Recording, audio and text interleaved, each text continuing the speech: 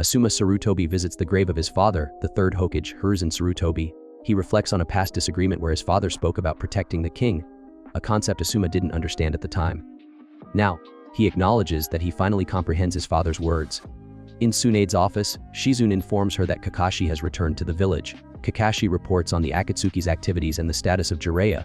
At the hospital, Sakura is cutting apples for Sai, who misinterprets her actions as romantic interest due to a book he's reading. Naruto, asleep nearby, dreams of Sakura feeding him but wakes up choking on an apple she places in his mouth. Kakashi enters and advises Naruto to rest before resuming training, warning that the next phase will be challenging. Asuma arrives and asks Kakashi for a private conversation, leaving Sakura to watch over Naruto and Sai. Outside, Asuma and Kakashi discuss the younger generation's growth, with Kakashi noting that they may soon surpass their mentors. Asuma begins to share something important but is interrupted by Kurenai's arrival, postponing the conversation. Later, Tsunade questions Kakashi about Naruto's ability to learn a new technique. Kakashi expresses uncertainty but believes in Naruto's potential.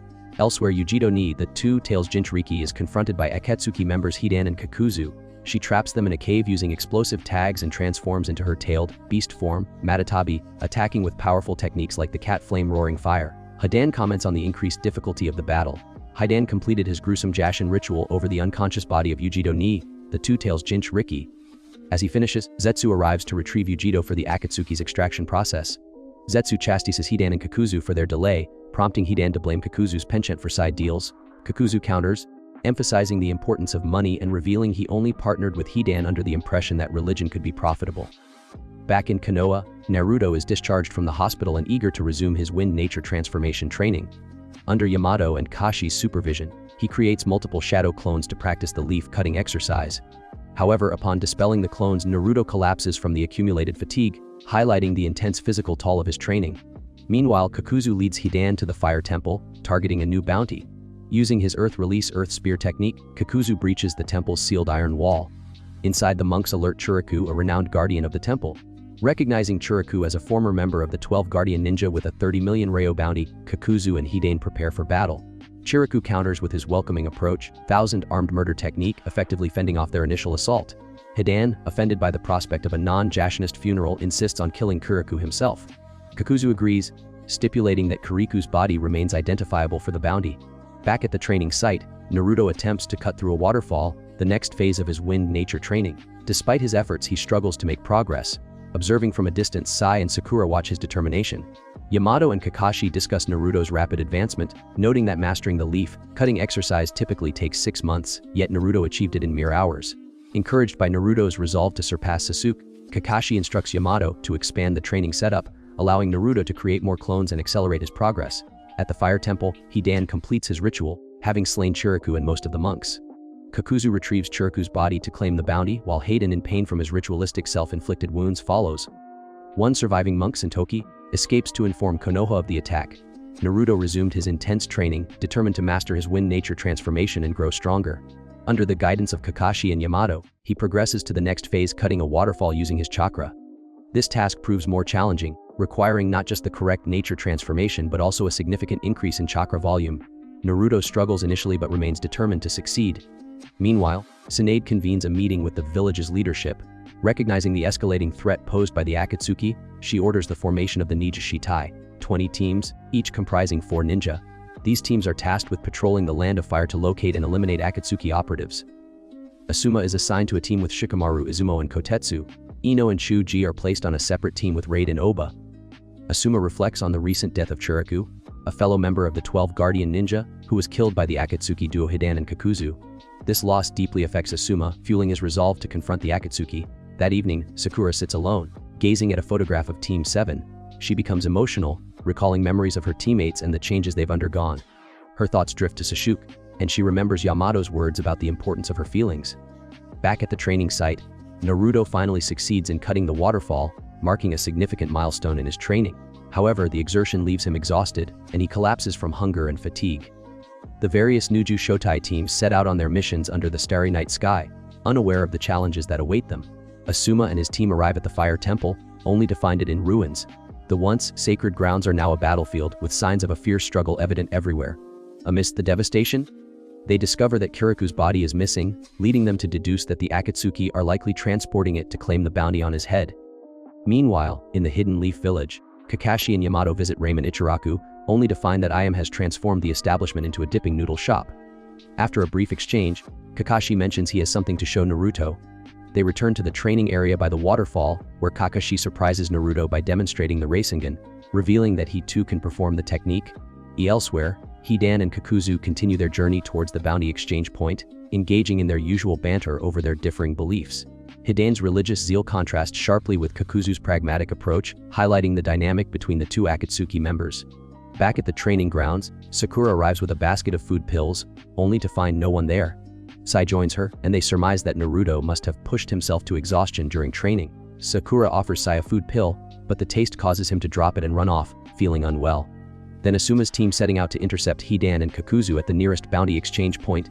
Determined to confront the Akatsuki duo and avenge Chiriku's death, Naruto stands before a roaring waterfall determined to advance his training. He creates multiple shadow clones, each attempting to form a Rasengan infused with wind chakra. Despite their efforts, the technique fails to stabilize, and the clones dissipate. Frustrated, Naruto recalls Kakashi's earlier demonstration of the Rasengan. Kakashi had revealed that while he could perform the Rasengan, he couldn't combine it with his lightning nature. He explained that the fourth Hokage created the Rasengan intending to merge it with his elemental chakra but never succeeded. Kakashi believes Naruto has the potential to complete this task, surpassing even the fourth Hokage.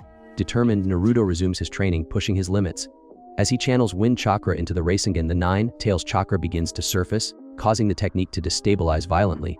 The resulting explosion sends Naruto flying, and he momentarily loses control, entering his version 1 state.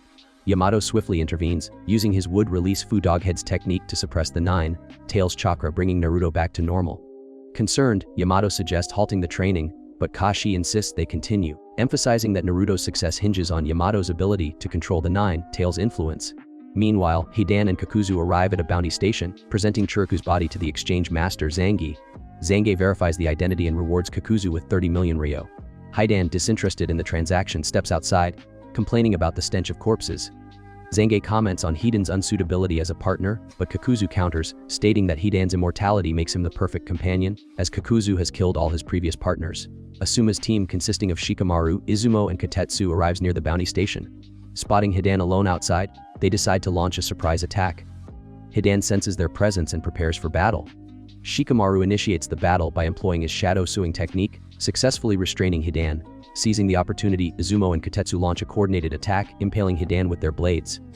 However, to their astonishment, Hidan remains unfazed. Revealing his immortality, he taunts the Leaf Shinobi, emphasizing that conventional attacks are futile against him. As the battle intensifies, Kakuzu observes from a distance. Assessing the situation, he notes Asuma's presence, recognizing the bounty on his head, and contemplates intervening. However, Hidan insists on handling the fight alone. Eager to perform his ritualistic technique, he drew a circle on the ground, standing at its center, his ritual beginning. Asuma, understanding the gravity of the situation, instructed his team to stay back. He engaged Hidan directly, his chakra blades clashing against the scythe. Shikamaru provided support, his shadows weaving through the battlefield. Attempting to restrain Hidan, memories flooded Shikamaru's mind, games of shiki with Asuma, lessons in strategy.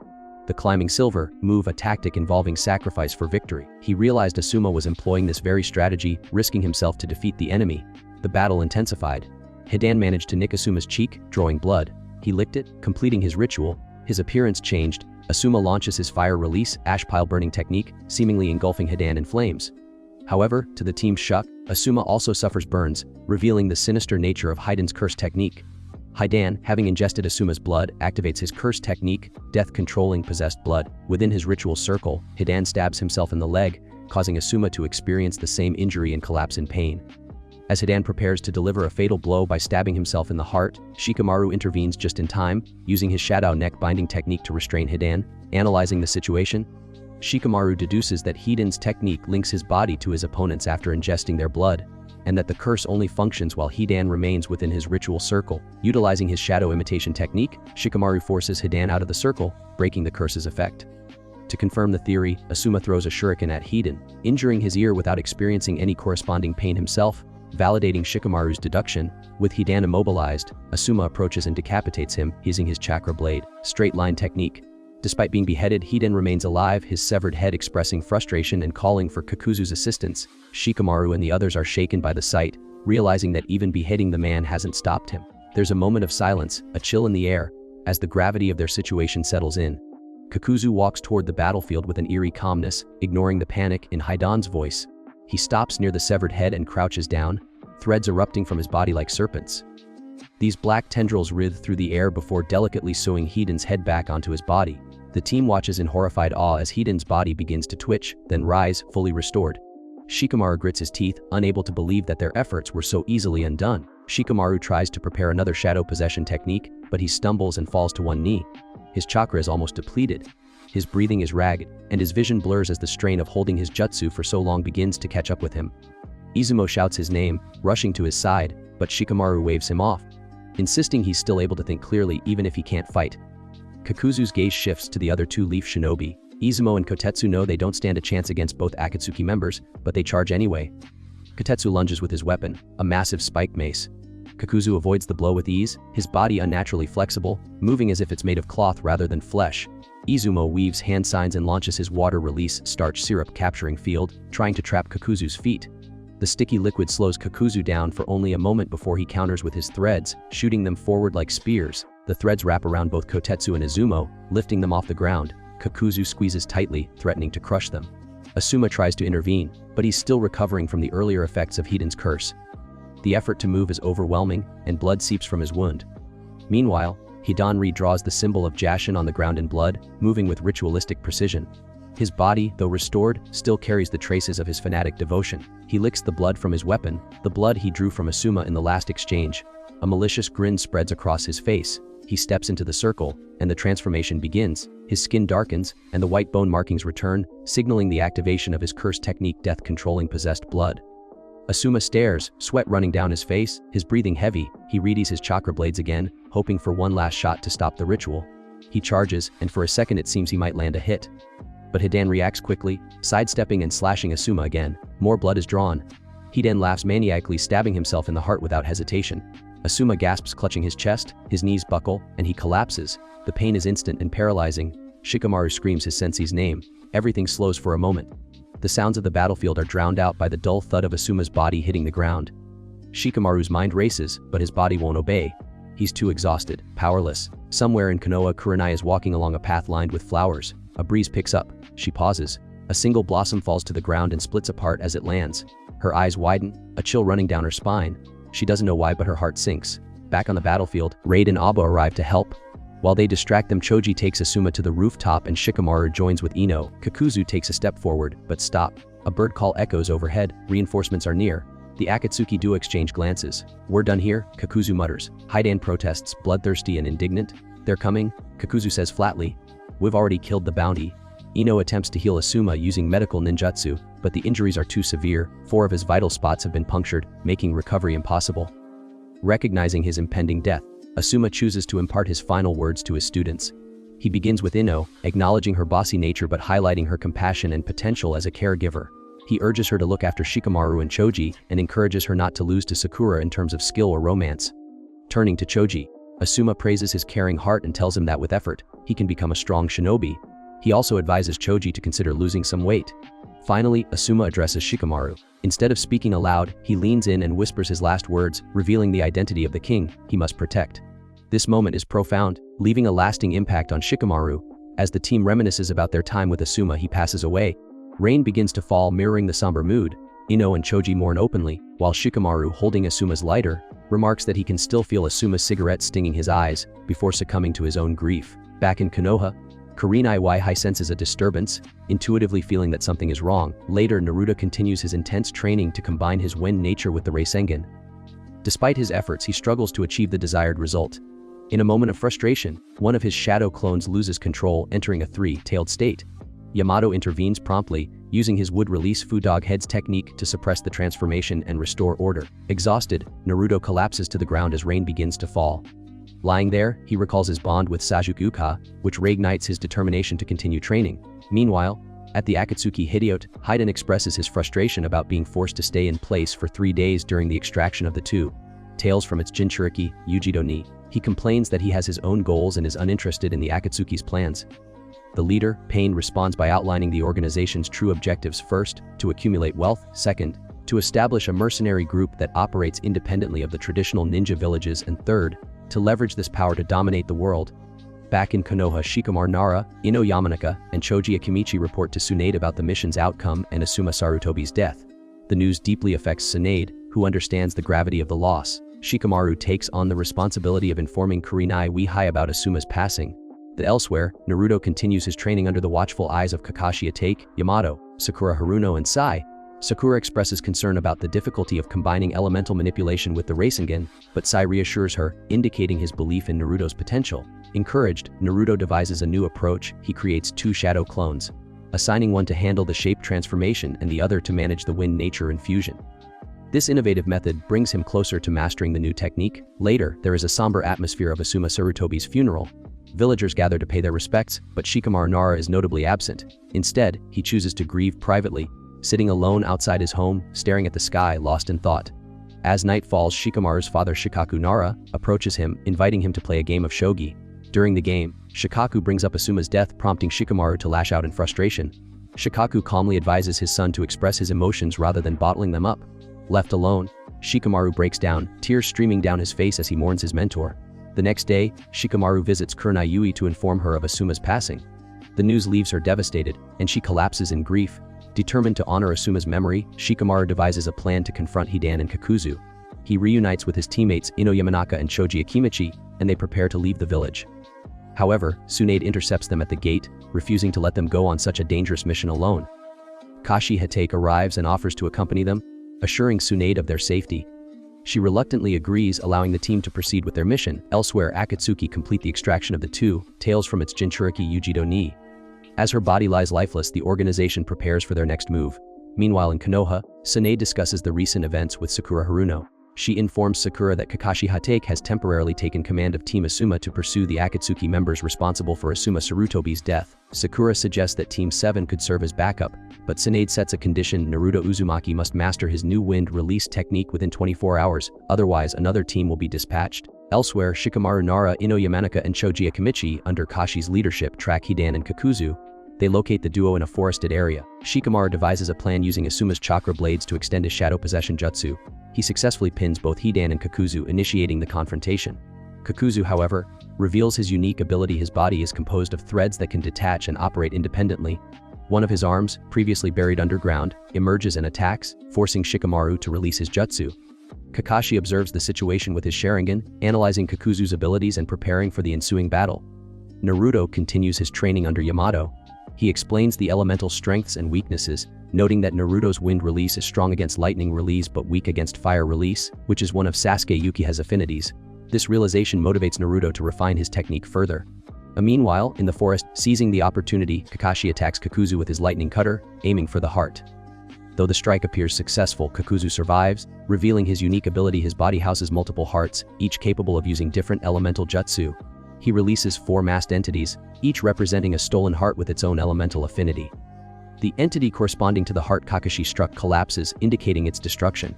As the battle intensifies, realizing the necessity of separating the duo to defeat them, Shikamaru devises a strategy. He uses his Shadow Suing technique in conjunction with the Shadow Shuriken technique to attempt to trap Hidan. When this proves insufficient, he boldly engages Hidan directly, managing to link their shadows using the Shadow Imitation technique after a close quarters confrontation.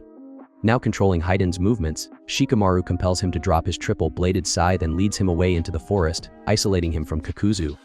Back on the battlefield, Kakuzu merges 2 of his elemental masks, combining their fire and wind release abilities to launch a devastating attack. Kakashi observes that each mask embodies a distinct chakra nature, granting Kakuzu access to multiple elemental jutsu.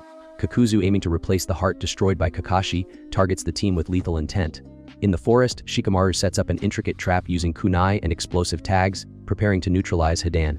However, his shadow neck binding technique reaches its time limit, freeing Hidan. Seizing the opportunity, Hidan unveils a retractable spear and seemingly cuts Shikamaru's cheek, ingesting the blood. He then draws his ritualistic Jashin circle, and as Hidan impales himself, expecting Shikamaru to succumb to the same fate, Shikamaru collapses, seemingly lifeless. Meanwhile, on the battlefield, Kakashi Hatake engages Kakuzu. Kakuzu, utilizing his unique abilities, combines his fire and wind release masks to launch a powerful attack.